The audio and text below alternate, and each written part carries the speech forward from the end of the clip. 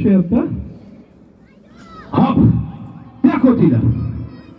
Akalardan chiqishdan maqsad tijoratga qo'yishimiz.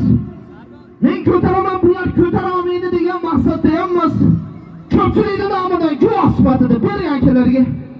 Irg'itib olsak endi yengil deb o'ylaydi. Ushay. U akamizga sal orani ochinglar. Ona palasga tashlab yubormanglar, motordan teshib qo'yasizlar. Qani? Bittasini olib qo'yar, u yigitdan o'rtaroqqa chiqib oling. Tashlab olish yo'q. Qani? Yurtinglar. Ha! Ha!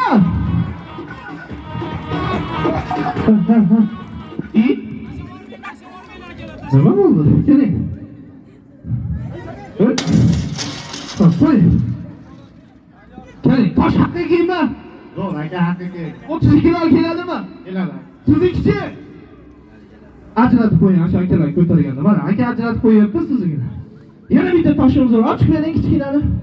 O 80 kiloligi ham bor, uni ko'tarmayapti. Aytib o'tdim, qo'l chiqqan o'zi. O'zim bilyapman, Alloh bilyapti o'rig'ini. Aka, yana bitta kichikroq toshimiz bor, mana. Shuni ham qani aka, ikkita qoldi. Shunday ushlaysiz. Past yelkaga, tepaga, qani. Yo'q, unday ushalmaydi. Bitta qoldi deyaman shu. Ha, ana shu. Qani yelkaga. Ha!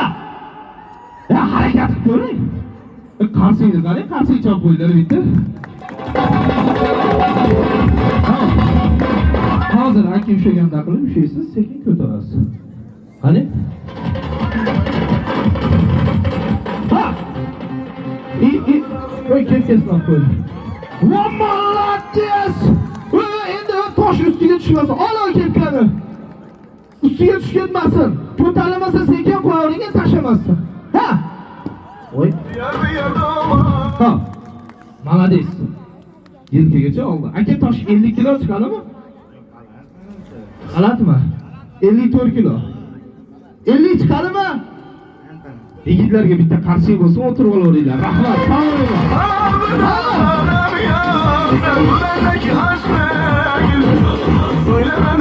Hop, birodarlar. Kuchini, quvvatini emas, san'atini, iste'dodini ko'rsatyapti, azizlarim. O'yinni ko'ringlar endi. Bu yigitlar qiynalib ko'tardi. Balkim bularda qilib turgan ishini biz qila olmasmiz. Bizni qilib turgan ishni har kim ham kelib qilavermaydi. Bo'lmasa biz bu ishni qilmaydik-da. Polvonda tomoshasini 50 kilo kamlik qilyapti-da, o'zi 80